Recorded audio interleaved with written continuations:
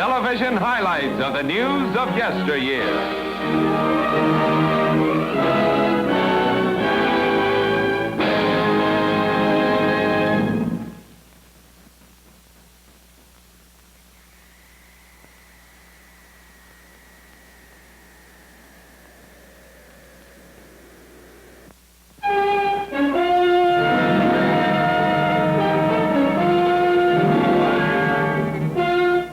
It's March 1928, and at Long Island City, New York, express from Spionk is derailed and disaster follows.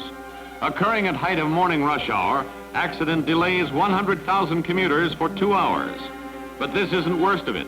In lead car of derailed train, 20 persons are maimed. One of world's busiest and most traveled railroads, Long Island Line is plagued with serious schedule problems and series of fatal accidents.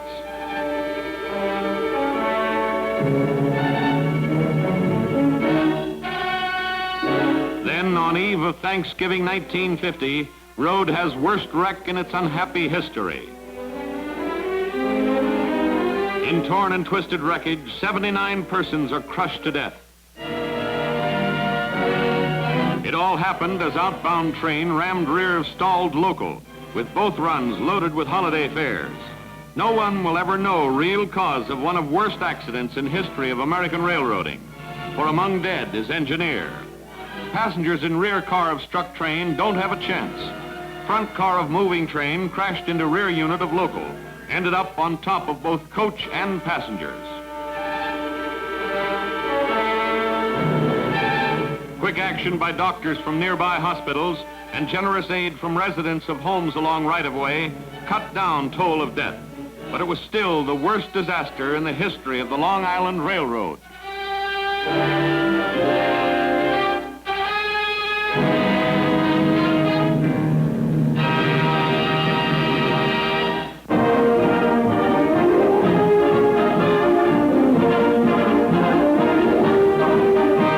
It's 29th of November, 1925, as Clark Griffith, baseball immortal and owner of Washington Senators baseball team, takes 7 girls and boys to Griffith Park, home of Capital City's American League Club, to learn art of playing big league ball. It's all in fun, of course, but these 7 are brothers and sisters. No kidding.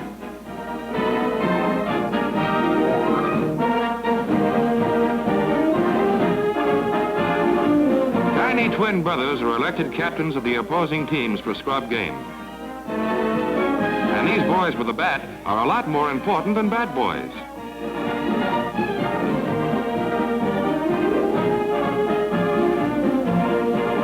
Maybe they'll be star members of the Washington Senators someday, because many a rookie who looks bad in spring training is a hero by mid-season. This looks like a big hit.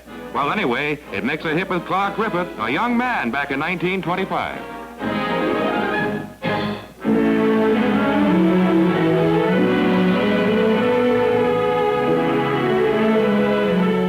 It's 8th of October, 1926, an Immigration Day. And here are Will Hayes and Secretary of Labor Davis greeting one-time Europeans who now want to be Americans. But they do more than welcome these strangers to land of the free. After the official word-of-mouth greetings are over, newcomers to New World get preview of American life. On board all United States liners, all would-be residents of the United States see motion pictures of life as it's lived over here.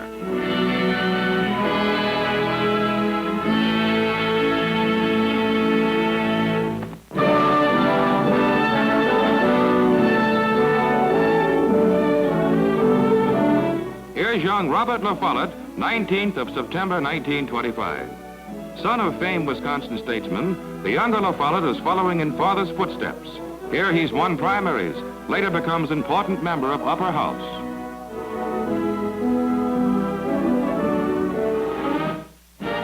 It's 1920, and here are Bad and Worse, better known as the highly entertaining Duncan Sisters.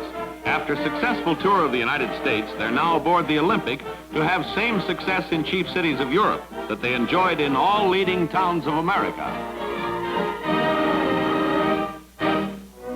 Here at Briarcliff, New York, in 1923, is Peter Bernhard Kyne, well-known author.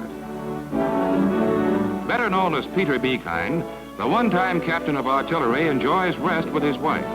Prolific writer, Kyne is best known for his creation of the character Cappy Ricks, fiction hero dreamed up by Kyne in 1916.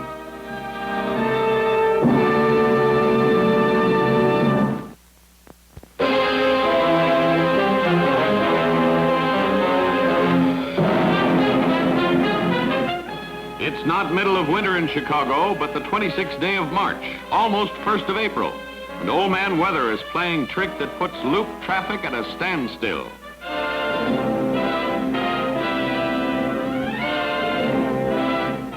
March winds blew no good for these travelers. This isn't just a snow flurry either, but a full-fledged midwinter blizzard, only it's blowing into wind-weary Chicago near the end of March. Storm rages 44 hours and leaves stricken city under 19 1/10 inches of snow. And before it happened, Chicago was reveling in soft and sunny weather.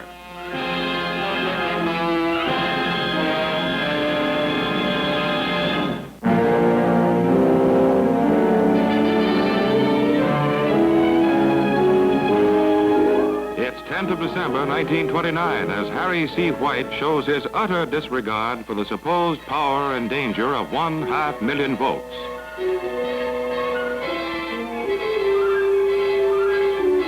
He does it without aid of mirrors or use of electric wires. He's human connecting rod, as electricity goes in one hand, out other. Here's one sure way to become an arsonist. Just plug yourself into a high power line. You'll become a burning sensation. This is no joke. 500,000 volts pass through Mr. White's light lamp. A confirmed student and lover of electricity, Mr. White's favorite food, no doubt, is currant jelly.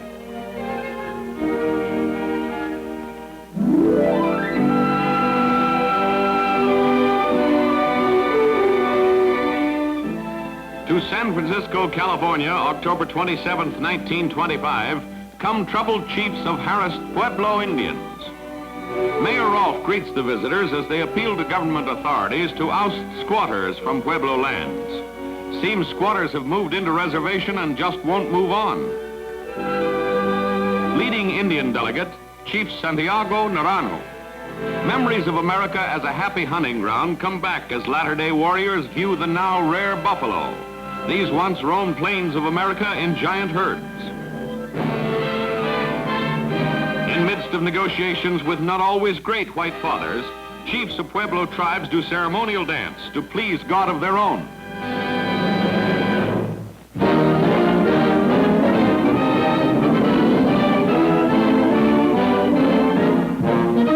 It's 1928 as Carl Eielson and George Wilkins prepare for flight across North Pole.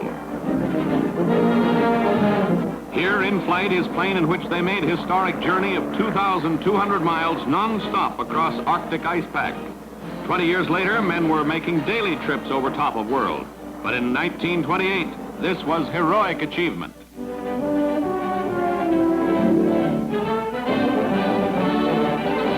Shown here are ski runners which saved lives of flyers after forced landing in icy wastes of Dead Man's Island. After many failures, 2 years of effort and 5 crashes, in 1928, Wilkins and Eielson fly over top of world.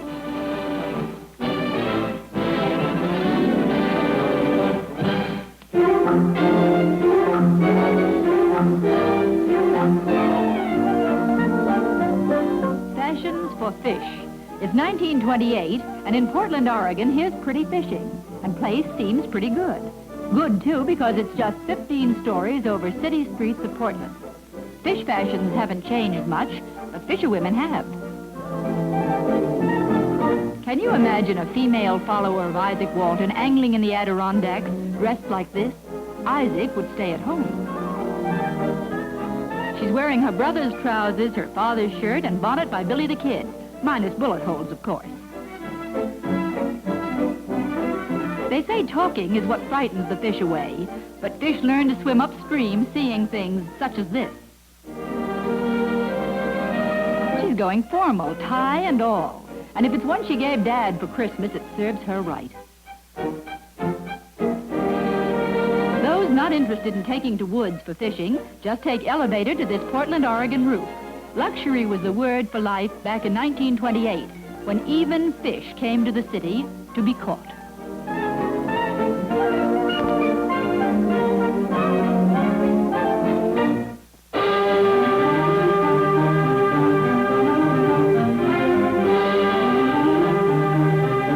It's 9th of January, 1926, and 20,000 people are jammed into Tampa, Florida arena to see first bullfight inside borders of the United States.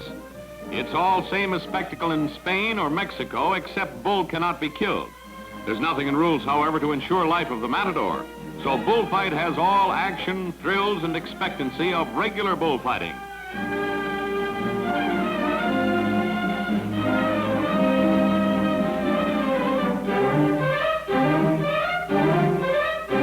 Promoters see standing room only as bulls in arena see red.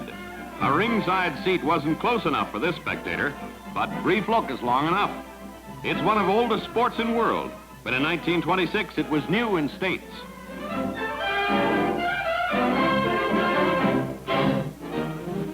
Here at Chicago is start of Illinois Athletic Club cross-country run for professionals. And it isn't just long haul to finish. Route of race is complete with unpleasant obstacles, and at jumps, it's every hurdler for himself. You have to be a pole vaulter as well as an endurance runner to make this journey alive.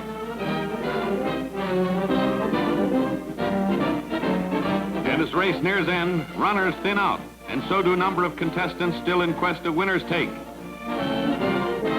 Early finishers close in on end of race. The 5-mile marathon is finally over, and here's winner Sivak with new record for race.